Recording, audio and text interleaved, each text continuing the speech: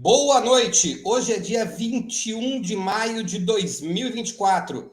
O meu nome é Victor Farinelli, eu sou subeditor e repórter de Ópera Mundi e está no ar mais uma edição do programa Outubro.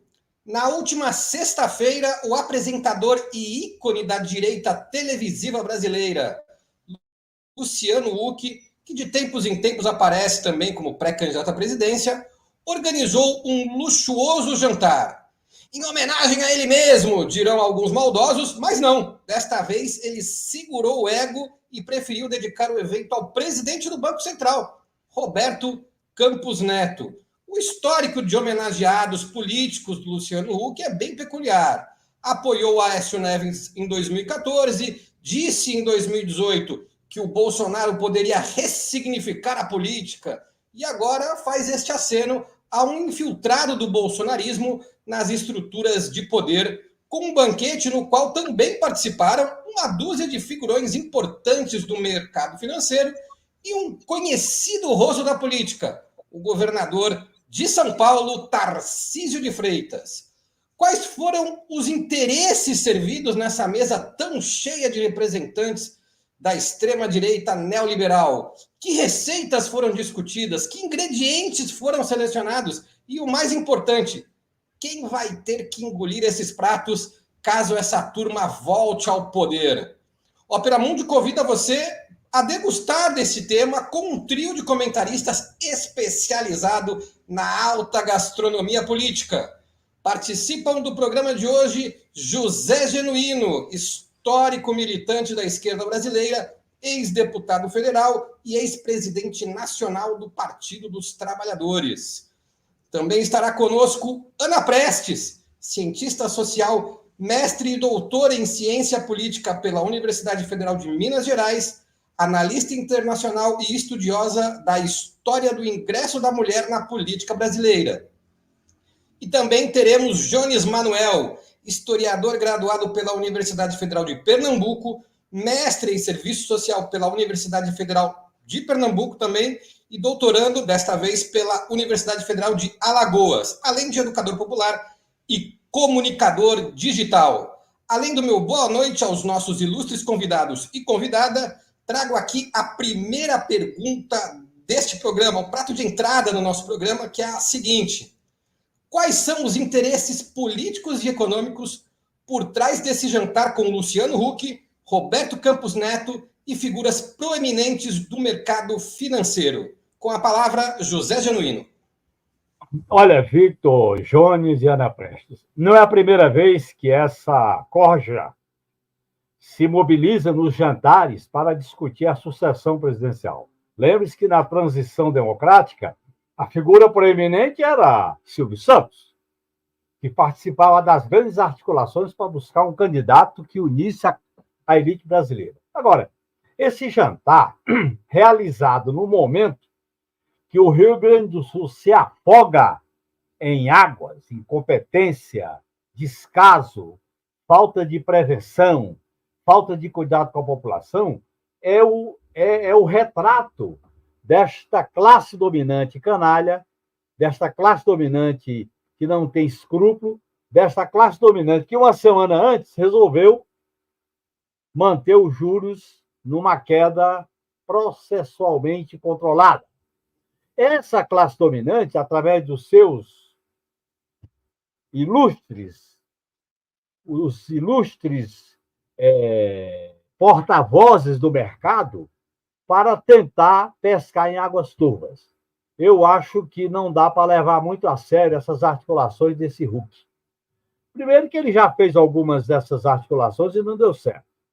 Segundo, porque a coisa é tão fora de propósito. Olha bem, os caras fazem um jantar para discutir a sucessão no momento que o país está atolado, está mergulhado, está numa crise violenta. É uma classe dominante que não tem simancol, não tem liturgia, não tem cerimônia. Isso fala por si só. E essa classe dominante que bota os seus eunucos. Os eunucos do neoliberalismo, como dizia o Brizola, né? Quer dizer, Campos Neto, veio do Santo André, Luciano Huck, da Vênus Pratinada, governador de São Paulo, a política da segurança pública do assassinato. Então, são figuras, essas figuras do mercado, essas figuras do sistema financeiro. Eu acho que isso chama a atenção para que nós, socialistas, nós da esquerda, nós possamos fazer um debate mais qualificado com a sociedade, com os movimentos, com as lideranças populares, para denunciar essa gente. É uma falta de propósito esse tipo de articulação. Eu acho que isso não vai muito longe, até porque um dos nomes dessa extrema-direita, que não estava no jantar, é o atual governador de Goiás, que isso aí sim, é um pensamento de direita que vem de há muito tempo. Eu acho que essa extrema-direita, viu, Vitor? Eu acho que ela vai fazer ensaios que vão se esvaziando, porque nós estamos numa crise grande, numa crise profunda. É claro que se o governo tomar jeito, se o governo enfrentar esse modelo de ajuste fiscal, se o governo sair desse ajuste do Haddad que está mergulhado nas águas do Guaíba, se a gente for para uma postura mais combativa, de maior mobilização, eu acho que é o caminho para a gente tirar o país dessa aventura, dessa elite cheirosa, dessa elite gourmet, dessa elite que só pensa no bolso, nas aplicações, nos dividendos e nos lucros.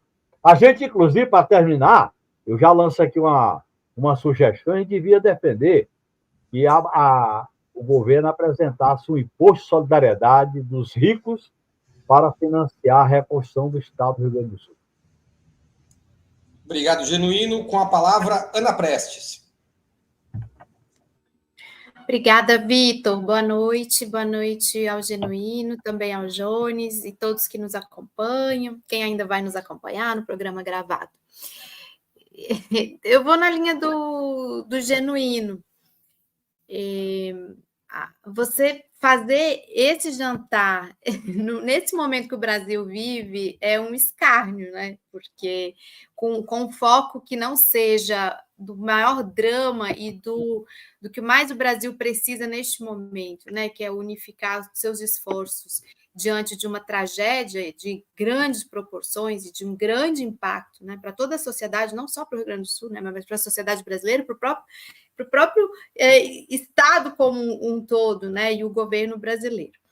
Agora, eles estão fazendo o papel deles. O Luciano Huck, ele sabe pensar, ou soube, neste caso, pensar aquela figura que é hoje a figura que materializa ou personifica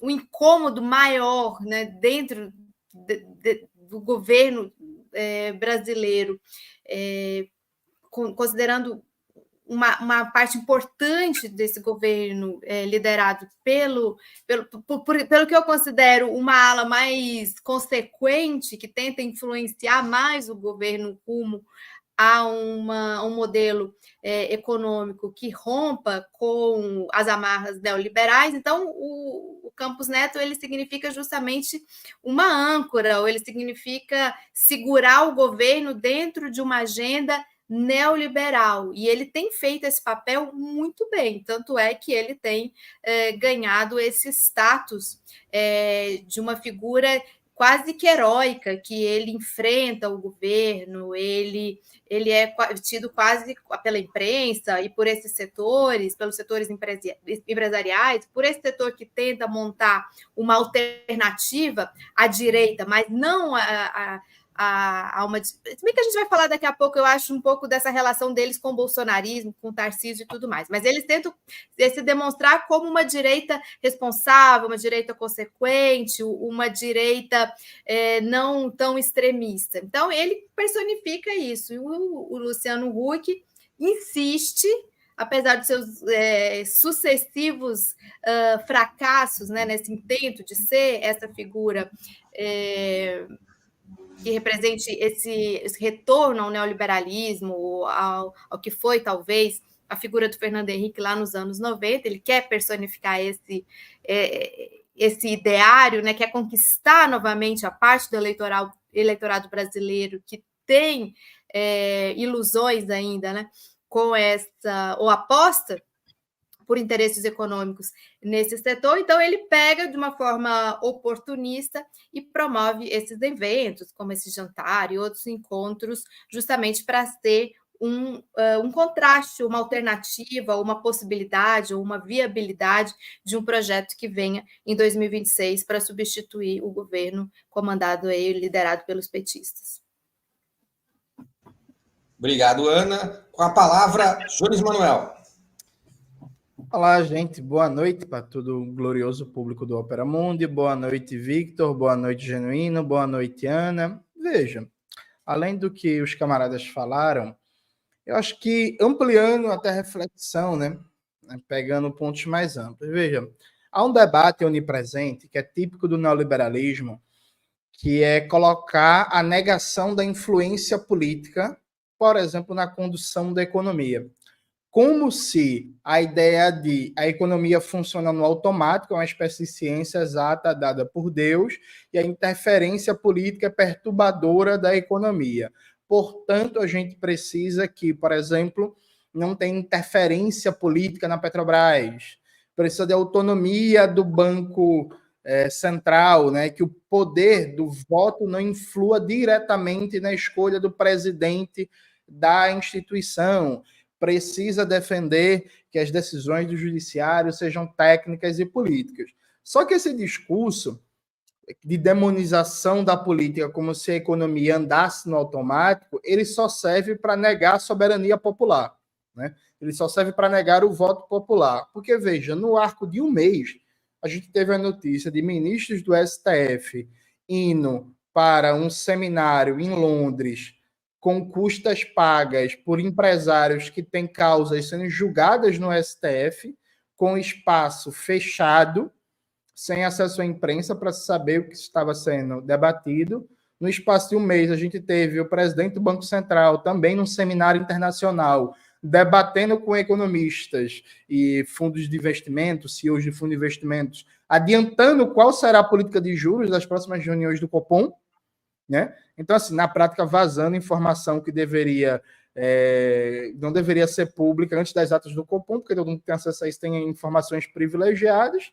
A gente tem, em seguida, um outro ministro do STF, o Dias Toffoli, né, em outro episódio estranhíssimo, viajando para a Europa com custas pagas e que o portal da transparência do STF saiu do ar por 4 dias. E a gente tem o presidente do Banco Central participando de um evento político, trocando informações com outros atores políticos, como o governador de São Paulo. Então, veja, se faz muito um debate sobre especulação eleitoral, que Tarcísio, 2026, acho que tem uma questão atrás. Veja, está mais do que provado que esse elemento de autonomia do Banco Central não é para impedir, entre aspas, interferência política. Sabe Deus o que é isso dentro de um órgão do Estado. É para blindar a política monetária da influência direta do voto. É para criar um canal de captura direta do Banco Central pelo sistema financeiro e pelo grande capital. É para criar um mecanismo de democracia direta do grande capital contra a maioria do povo trabalhador do país que sofre as consequências de cada uma das decisões do Banco Central. Obrigado, Jones. Vamos para a segunda pergunta, então, que é a seguinte. Parte da direita brasileira, a chamada direita mais moderada, né, também faz parte da frente amplíssima que compõe a base de sustentação do atual governo.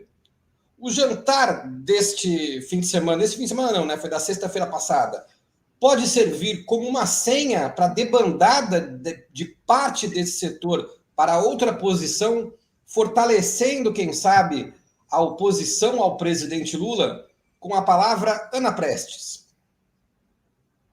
Eu não tenho a menor dúvida disso.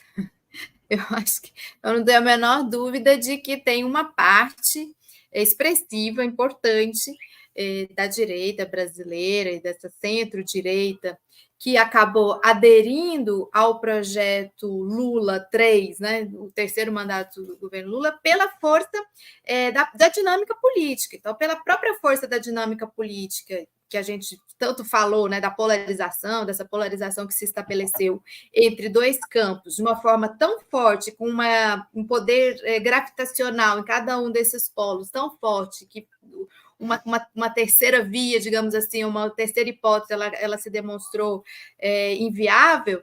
Então, a gente conhece bem, principalmente os setores mais fisiológicos da política brasileira, que estão aí desses tempos imemoriais. Então, eu não tenho dúvida de que, uma vez que alguma candidatura se demonstre com maior viabilidade, algum projeto com maior viabilidade, com maior apelo, que possa suplantar, que possa superar o projeto lulista, digamos assim, que vai haver uma adesão de parte expressiva desse campo. Inclusive, vão, sem o menor pudor, sem o menor problema, vão explorar as contradições desse atual governo, do próprio atual governo. A gente estava lá, mas olha que absurdo que fizeram isso, fizeram aquilo. Inclusive, esse momento trágico pelo qual está passando o Rio Grande do Sul e as medidas em que o governo brasileiro está tomando, o governo Lula, a gente já consegue observar algumas movimentações nesse sentido.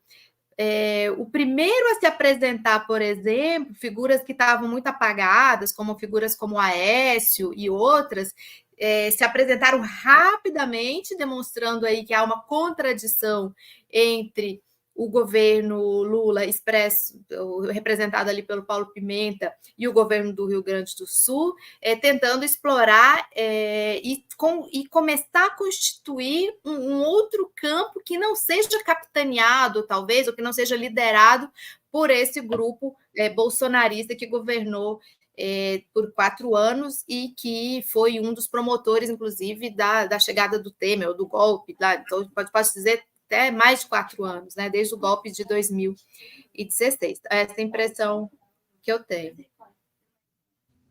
Obrigado, Ana. Com a palavra, Jones Manuel.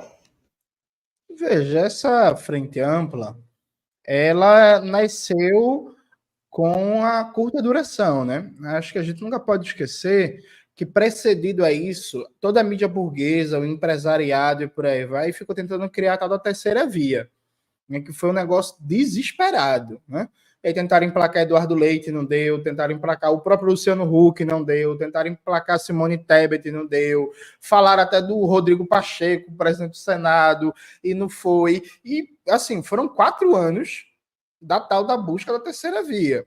Quando viram que não dava, que realmente não ia emplacar, um setor da burguesia se descola de maneira permanente do bolsonarismo para apoiar a eleição de Lula, né? E aí com destaque para a Febraban e alguns grupos de mídia, como a Rede Globo. Então, veja, claramente foi uma alternativa que sobrou, mas não era o que se queria. Se insistiu até o limite do possível na tentativa de criar uma terceira via neoliberal.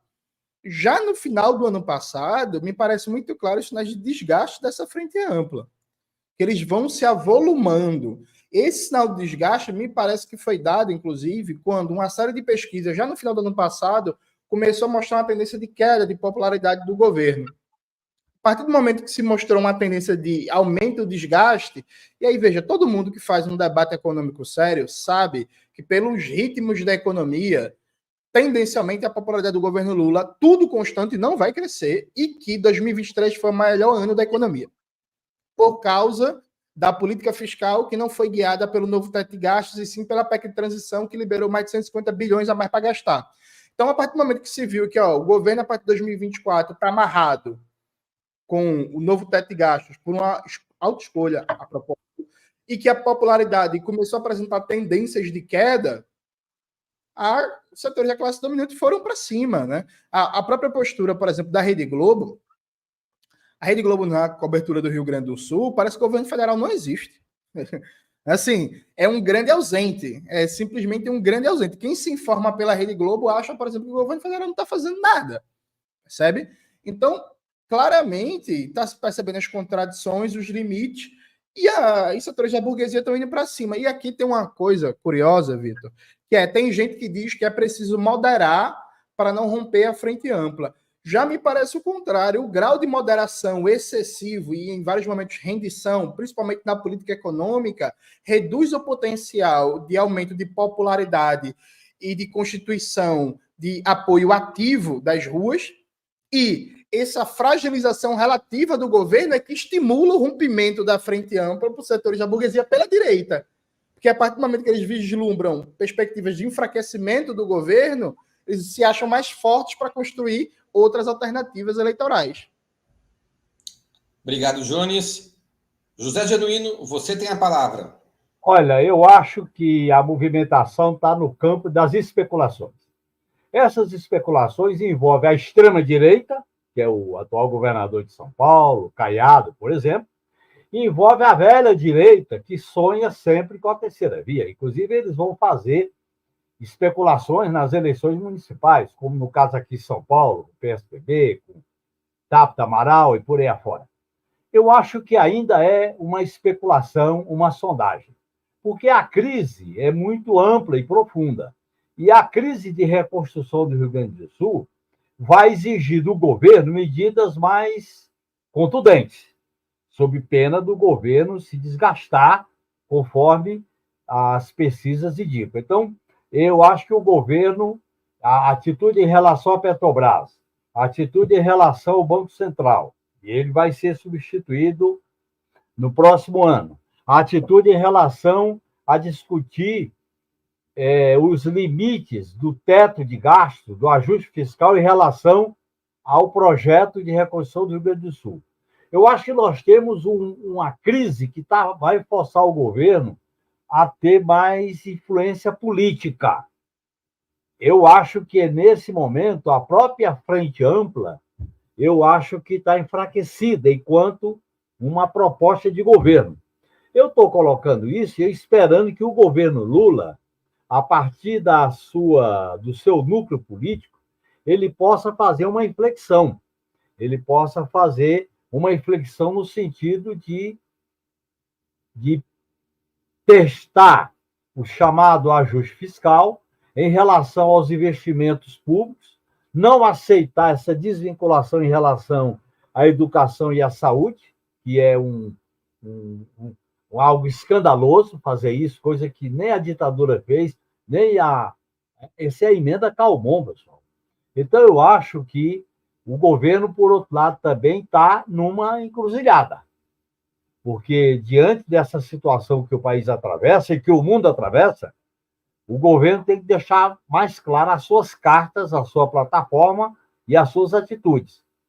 E, no meu modo de entender, a velha direita e a nova direita extremada vai fazer movimento de pressão, vai fazer movimento para testar, para constranger, para intimidar. Eu acho que, no momento, os movimentos são esses. Ainda não está claro qual é o alcance dessa movimentação do presidente do Banco Central, né, que veio do Bolsonaro, de Luciano Huck e companhia.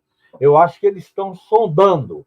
Essa sondagem, a gente viveu ela na construção da eleição de 2022. E certamente ela vai ser colocada de novo. O que nós temos que discutir é que o eixo central da articulação política tem que superar essa ideia da frente ampla. Nós temos que ter um eixo político de articulação democrática, popular, uma plataforma antineoliberal para enfrentar a crise sistêmica do colapso ambiental, que é a crise do próprio capitalismo. Eu acho que o momento vai existir um novo diálogo com a sociedade, com os movimentos, com a intelectualidade, com a academia, com essas forças que podem se articular num projeto democrático e popular. Obrigado, Genuíno. Vamos então para a terceira pergunta. Um dos convidados do jantar, como nós dissemos, foi o governador de São Paulo, Tarcísio de Freitas, tido como possível presidenciável para 2026, né? Candidato dessa extrema-direita que quer posar de moderada, como bem definiu a Ana Prestes. Seria esta uma apresentação da dupla Tarcísio Campos Neto, o primeiro como candidato do mercado financeiro e o segundo, talvez, como seu posto Ipiranga, né? Ou seja, o Paulo Guedes dessa possível nova aposta eleitoral da extrema-direita? Com a palavra, Jones Manuel. Não, aí eu acho que não. Veja, há muita especulação em torno do Tarcísio. Só que ele é uma figura de primeiro governo, né? Várias pessoas no entorno dele, como Kassab, falam que a prioridade deve ser disputar a reeleição. Tem que ter um cuidado também, porque no campo bolsonarista tem uma lógica fraticida. O pessoal fala que a esquerda associa na cadeia, né? Mas a extrema-direita, se alguém se colocar como candidato alternativa a Bolsonaro, os próprios bolsonaristas trituram a figura, haja vista os acontecimentos com João Dória, com o próprio Romeu Zema no começo do ano, que teve atrito com a família Bolsonaro. Então, é meio que um sondar de posições. Se o Tarcísio vai ser candidato ou não, tem muita água para rolar ainda, sabe? Me parece que o que é certo é que a extrema-direita vai ter um candidato competitivo com possibilidades concretas de ir para o segundo turno, considerando que hoje, no panorama político eleitoral brasileiro, é muito difícil não ter um candidato de extrema-direita com, no mínimo, 25% dos votos válidos, né? Então, assim, a extrema-direita vai ter um candidato competitivo. Se vai ser o Tarcísio, se vai ser a Michele, se vai ser o Zema, se vai ser algum dos filhos do Bolsonaro, se vai ser mais de um, se eles não vão conseguir se unificar. Eu acho que isso tem muita água para rolar, tem muito tempo para ver, não dá para definir aí, ainda não. O que eu acho interessante mesmo, de verdade, é que, veja, a coisa é bem trágica, né? O Genuíno citou, por exemplo, a mudança de eixo de política econômica tocada pelo Haddad. E na semana desse jantar, foi a semana que foi divulgada a ata do Copom. A declaração do ministro da Fazenda, Fernando Haddad, sobre a ata do Copom é que foi uma ata técnica, que não teve divergência política, né? Então, teve uma redução micro da taxa de juros, já indicando parar a redução da taxa de juros e manter o Brasil no pódiozinho ali, que a gente está quase 40 anos da maior taxa de juros do mundo. Numa situação como essa, a declaração do ministro da Fazenda, não foi uma decisão técnica, não foi uma decisão política. Aí, poucos dias depois, o suposto técnico está jantando com o Tarcísio, com o Luciano Huck e com uma série de empresários, né? Eu acho que o que mostra que construir força política para enfrentar esses setores passa, dentre outras coisas, por repolitizar o debate econômico e não aceitar certas falácias neoliberais, como se a determinação da taxa básica de juros fosse uma decisão técnica. Assim, não é técnica, é uma decisão de economia política que diz muito sobre os setores que vão ser beneficiados na dinâmica macroeconômica brasileira. Obrigado, Jones. Com a palavra, José Genuíno. Olha, eu queria, em primeiro lugar, fazer um registro para efeito de despertar a nossa revolta cívica política de esquerda. Fala-se autonomia do Banco Central. Autonomia do Banco Central para que o presidente do Banco Central atenda às diretrizes do mercado financeiro, dos banqueiros.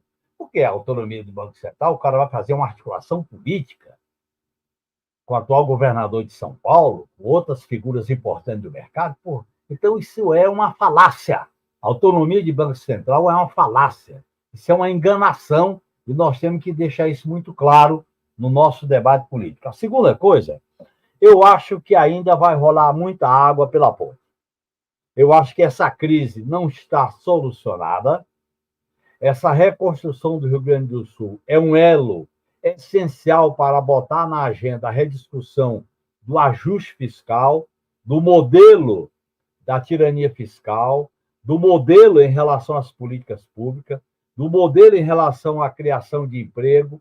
Eu acho que tem muita coisa que vai exigir do governo, e nesse sentido nós temos que pressionar o movimento popular, a sociedade civil, os movimentos sociais têm que pressionar o governo para mudar os rumos da política econômica.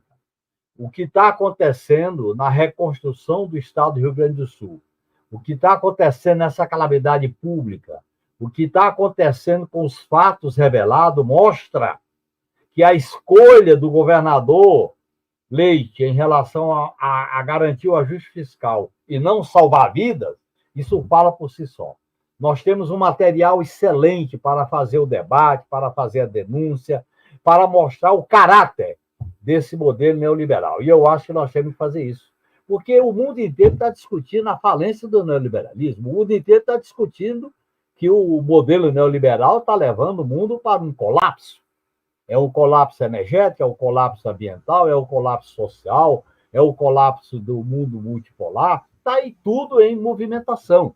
Nesse sentido, eu sou otimista em relação a gente apresentar uma alternativa à esquerda desse modelo, porque ficar nos limites da frente ampla e do ajuste fiscal pode levar a esquerda a uma derrota para essa direita que está fazendo suas especulações em jantares, em confabulações. Portanto, eu acho que o momento exige algumas definições pontuais e que sinalize uma política social, uma política econômica, uma política de crescimento, uma política para o salário, uma política para a renda, uma política para enfrentar o colapso ambiental que saia da lógica do neoliberalismo. Obrigado, Genuíno. Com a palavra, Ana Prestes. Eu concordo que ainda tem muita água para passar embaixo dessa ponte, mas que pode ser precoce apostar uma previsão, sei lá qual é o nome, mas um prognóstico de que Tarcísio possa ser esse candidato. E na pergunta que você faz, Vitor, você traz a dupla Tarcísio e Campos Neto, né? Como possível, Campos Neto como possível posto Ipiranga, né? Como foi feita aquela alusão ao Paulo Guedes na época. Mas, ao mesmo tempo que é precoce, eu também acho que não dá para subestimar de forma alguma o fato de que assim, o Tarcísio é um candidato muito interessante, digamos assim, para uma parte, para o próprio bolsonarismo, digamos assim, e para uma parte da direita que quer migrar, né, que quer fortalecer, voltar para um outro leito, né? Algo que escapou, inclusive, da minha primeira resposta, quando a gente estava falando da questão da polarização, essa questão da democracia, do valor da democracia, isso que atraiu, é um dos fatores de maior gravidade, né, poder gravitacional da candidatura Lula, foi esse divisor de águas das ameaças ao nosso sistema democrático. Mas tem muita gente que está nesse barco que já quer sair, obviamente, desse barco, quer ir para um outro campo. E o Tarcísio, a meu ver, ele tem essa capacidade de parecer ser mais palatável, mais digerível, mais apresentável. E, ao mesmo tempo, ele conduz uma das pautas que é mais cara a esse setor, que é a questão da segurança pública. Neste momento que nós estamos aqui conversando, tem estudantes apanhando, sendo presos em São Paulo por conta de um ato que houve hoje com relação, se não me engano, foi na Lesp, com relação à pauta educacional. Ou seja, ele não tem medido, digamos assim, literalmente, não tem medido esforços de demonstrar esse seu viés ou essa sua face de aposta nessa pauta da segurança pública de uma forma violenta, né, com uma polícia violenta, que reprime mesmo, e isso é muito atrativo para boa parte da população que surpreendentemente votou, apoiou o golpe de 2016, depois votou na candidatura Bolsonaro, elegeu Bolsonaro e está buscando uma alternativa que seja mais palatável, digamos assim, até para a própria imprensa. E o Tarcísio, acho que ele cabe bem nesse personagem, algo que não pode ser subestimado. Obrigado, Ana. Nós vamos fazer uma pequena pausa que começa com um recado curto, porém muito importante, do Breno Altman.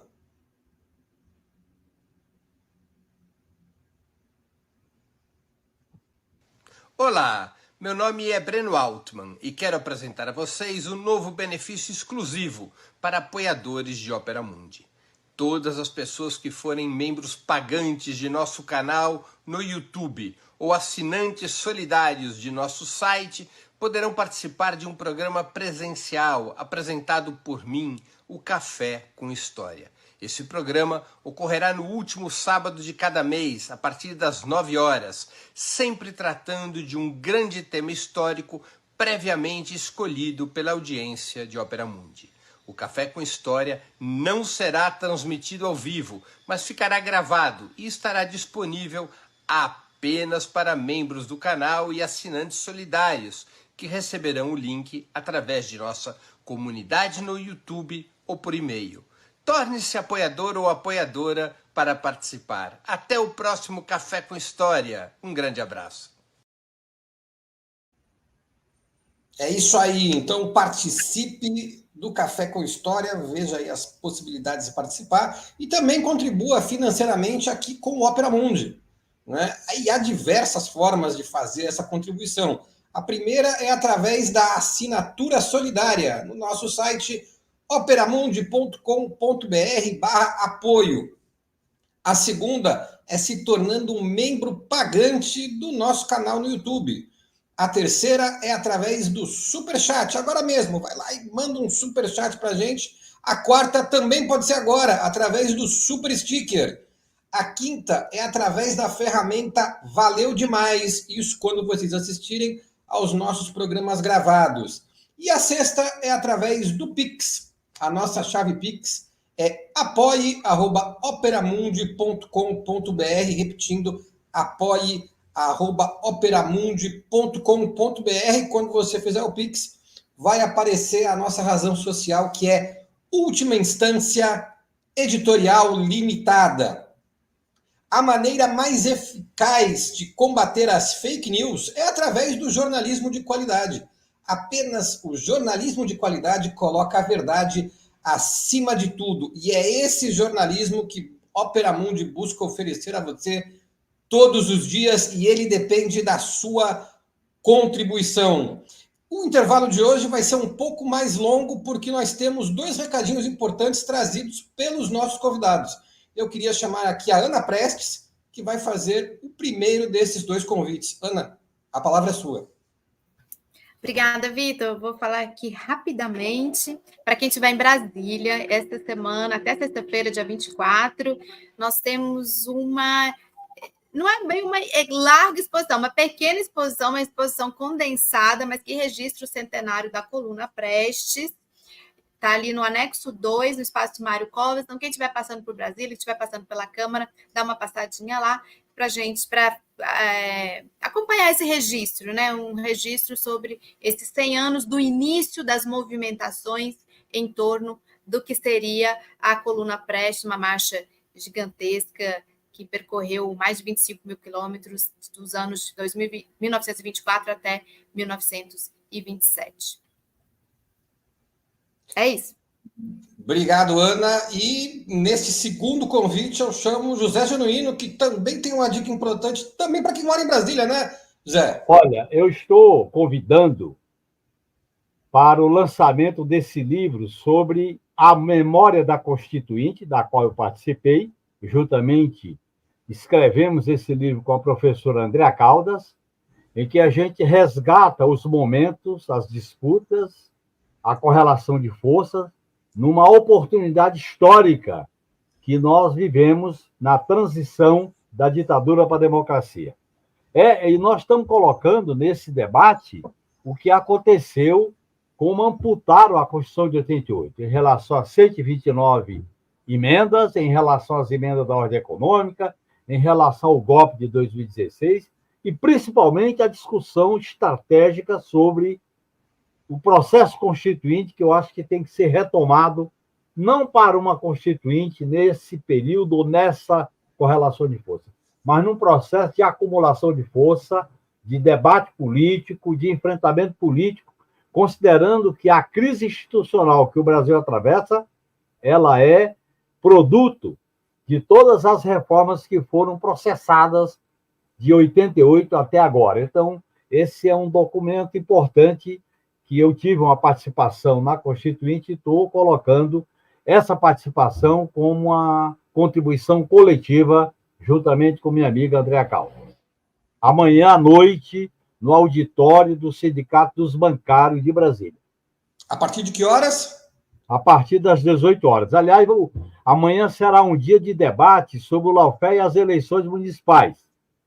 Depois nós teremos o debate às 18 horas sobre o lançamento desse livro. Obrigado, Genuíno. Obrigado também, Ana Prestes. Né? O Jones Manuel não está apresentando nenhum trabalho novo, mas você pode seguir o trabalho do Jones no canal dele no YouTube, que inclusive é um ótimo canal. Ok? Voltamos ao programa com a seguinte pergunta. Gabriel Galípolo, será mesmo o nome que o governo Lula indicará para ser o substituto do Campos Neto no comando do Banco Central? Ele representa uma ruptura às políticas atuais do banco? Ou pode favorecer, talvez, os planos do atual governo? Como vocês avaliam essa possível indicação? Alguns dizem, inclusive, que mais que provável indicação. Com a palavra, José Genuíno. Ruptura não, né, Vitor? É demais. Ruptura não dá. Eu acho que vai ter, certamente, se for ele, um certo ajustamento, uma certa... Vamos mudar alguma coisa para que nada mude. A própria discussão da ata, a própria declaração do Haddad, o conjunto da equipe econômica do ministro da Fazenda se orienta por pressupostos neoliberais. Portanto, não haverá uma ruptura. É claro que o Campos Neto é escrachado. O Campos Neto veio de um banco privado e certamente ele vai voltar para ganhar seus dividendos no banco privado, né? Portanto, eu acho que a mudança mais profunda ela tem que se dar na política econômica macro, na política econômica sob a condução do Lula, a política econômica sobre a questão, por exemplo, da reindustrialização, da geração de emprego, do financiamento da saúde e da educação, da reconstrução do Rio Grande do Sul, de colocar o colapso ambiental, o colapso climático no centro do debate. Eu acho que nós temos que sair para uma alternativa de fazer um tensionamento através da política econômica, das políticas sociais, nesse novo período. Manter essa política, essa marcha batida de juros altos, de oligarquia financeira, de teto de gastos, de não fazer revisões em algumas privatizações, eu acho que não é o caminho mais adequado para um governo progressista de esquerda. Eu estou pressionando, eu estou tensionando o governo para fazer uma inflexão. E eu acho que essa inflexão vai exigir mudanças na política econômica, na política financeira, na relação com o Congresso Nacional, na disputa com a sociedade civil. O Brasil e o mundo, pessoal, está atravessando uma situação muito delicada e nós não podemos encarar como uma situação normal. Diante de uma grande anormalidade, que é disso que se trata, eu defendo que um governo progressista de esquerda ele saia dessa lógica, saia do ajuste fiscal, saia do teto, saia dessa armadilha que colocou, no meu modo de entender, com a política de frente ampla e com a compulsão do governo, no meu modo de entender, uma camisa de força que dificulta o governo. E é só ver os resultados da avaliação do governo, os resultados do mal-estar junto à população, a questão do preço dos produtos principais, da cesta básica, a questão, mesmo os indicadores sobre a diminuição do desemprego, ainda não está sendo suficiente para uma virada na avaliação positiva do governo. Portanto, eu defendo claramente uma inflexão à esquerda do projeto que é representado pelo Lula. Se vamos conseguir, aí vai depender da luta, da pressão, da mobilização popular. Obrigado, Genuíno. Ana Prestes, o que você acha do Galípolo? Pois é, o Galípolo é uma figura interessante. Eu espero não ser injusta aqui com a biografia dele, mas chamou, obviamente, a atenção de todos quando se transformou nessa figura importante na equipe do Haddad, né? E quando foi conduzido aí para o Banco Central. O Galípolo, ele não é um petista, o Galípolo já foi presidente de banco, mas escreve livros com Beluso, ele é uma coisa meio híbrida, assim, meio... É eclético, né, Ana? É um pouco eclético, né, Ana? É um pouco eclético. Você pega o histórico dele, né, o currículo dele, ele tem uma história na PUC, de São Paulo, e ele é visto como, pelo menos é o que retrata a imprensa e o mundo da política, né, o ambiente da política, ele é visto como uma figura de muito trânsito, tanto dentro do PT, dentro do partido, como no meio empresarial, no meio dos bancos. É uma figura que defende as parcerias público-privadas, não vê com tanto problema as privatizações, ou seja, ele joga nesse meio de campo. Parece que é uma figura que gosta, inclusive, de fazer o meio de campo. É uma impressão que eu fico, uma impressão que eu tenho. Portanto, eu não concordo com o Genuíno que um Galípolo presidente do Banco Central não vai ser uma ruptura, mas também não vai ser o que é o Campos Neto. Espera-se que seja algo mais próximo do lado de cá, né? Do lado da esquerda, uma figura em disputa, digamos assim. Espera-se que seja minimamente uma pessoa, um economista e um gestor de políticas públicas de economia que possa ser convencido de uma pauta mais avançada. Não é possível. Então, eu vejo ele neste lugar, hoje, a ver o que ele pode... o que pode promover, o que pode desenvolver. Infelizmente, quem tem esse tipo de trânsito acaba também ficando muito cativo do lado de lá, né? Do lado dos interesses econômicos que estão muito fortes, né? Estão muito poderosos no Brasil, historicamente. Não é uma figura de rompimentos, na minha opinião. Obrigado, Ana. Jones Manuel, que esperanças ou desesperanças, talvez, você tem com o nome de Gabriel Galípolo? Veja, o Galípolo é uma pessoa pessoalmente muito simpática, muito educada, pelo menos foi comigo nas vezes que a gente conversar. É uma pessoa que sabe pensar, o que já coloca ele anos-luz do Campos Neto, né? Eu li os livros dele com Beluso. Tem uma entrevista dele também na revista Ópera, que é muito boa, então você vê que é uma pessoa que consegue pensar, que já coloca ele à frente de boa parte. A Maria da Conceição Tavares, numa entrevista à Folha de São Paulo, ela chamou o Joaquim Levy e o Marco Lisboa de débeis mentais, né? Ela pode usar esse tipo de linguagem que ninguém recrimina, eu não vou repetir, mas assim, comparado com essas figuras, o Galípolo consegue pensar, o que é um avanço, embora do ponto de vista de teoria macroeconômica, ao meu ver, tem alguns pressupostos ali bem ortodoxos no debate que ele faz, na certa leitura que ele faz de Keynes, mas isso é, enfim, tema para outro momento. A grande questão, Vitor, é que, veja, não é essa a questão central. A questão central é qual é o norte da política econômica, sabe? O Galípolo, ele não sente incômodo nenhum em aplicar a política econômica agora do governo que é ortodoxo e neoliberal. Se sentisse incômodo, pedir a demissão. Vamos lá. Ah, não gosto. Como diria aquele famoso reformista francês, a gente aplica a política, mas é com dor no coração. Não, isso não existe. Tá achando ruim, pede demissão e sai, se não tem jeito. Então, veja, a política econômica, ela tende a ser a mesma. Veja, a grande prova é que não há, pelo menos nesse momento, nenhum sinal de mudança substantiva na política econômica, há que se vê essa troca de presidente na Petrobras, né? A demissão de João Paulo Prats, é a questão da dívida do Rio Grande do Sul. Por exemplo, tinha conjuntura, tinha e tem ainda para, por exemplo, anistiar a dívida do Rio Grande do Sul e começar um debate sobre o endividamento dos entes subnacionais, particularmente Minas, São Paulo, Rio de Janeiro, mas não só, e pensar um grande programa de fortalecimento do investimento público a partir de anistia de dívida com os investimentos direcionados pelo Executivo, semelhante ao regime de recuperação fiscal. Porque as métricas das finanças públicas dos estados no regime de recuperação fiscal são dadas por força de lei pelo controle do Executivo.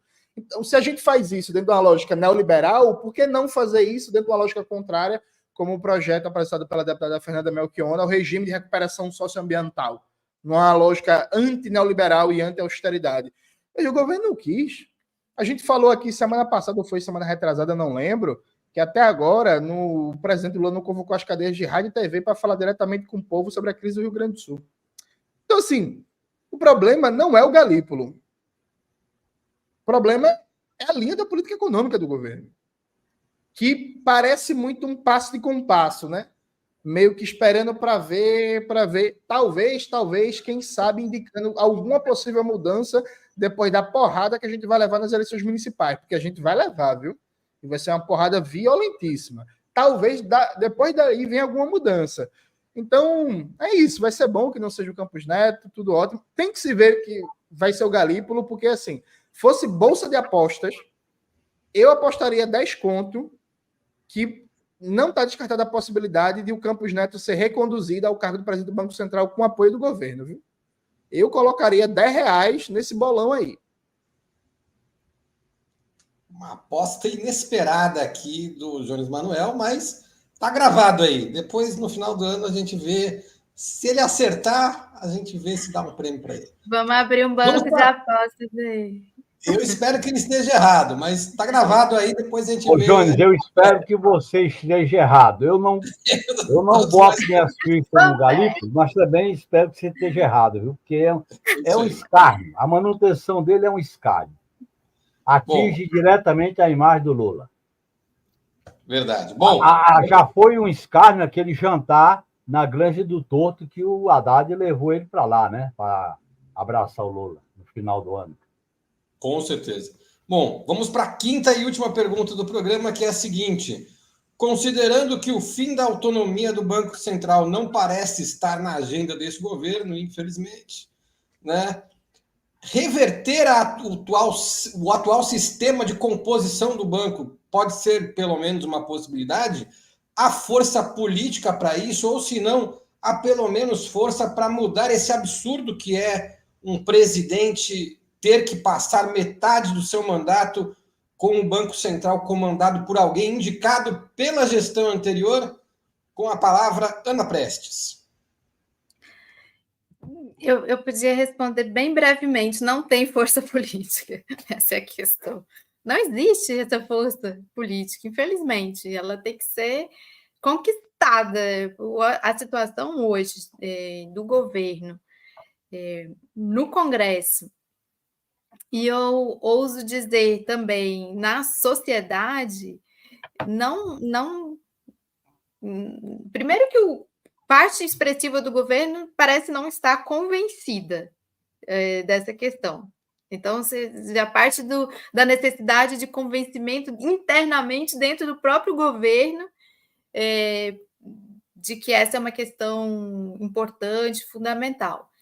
Eu queria até deixar um elogio aqui à presidenta do PT, a Gleisi, porque eu acho que a Gleisi é uma grande militante dessa causa e tenta puxar esse debate com bastante centralidade. Não só tenta, né? Ela, como presidente do partido, coloca essa questão com bastante centralidade, mas você não vê uma adesão interna forte do governo. A situação da correlação de forças dentro do Congresso Nacional, ela é muito ruim, muito desfavorável para o governo, e não vejo, posso estar errado na minha análise, mas eu não vejo hoje um movimento social, um movimento popular que esteja engajado e que consiga empurrar o governo nessa direção.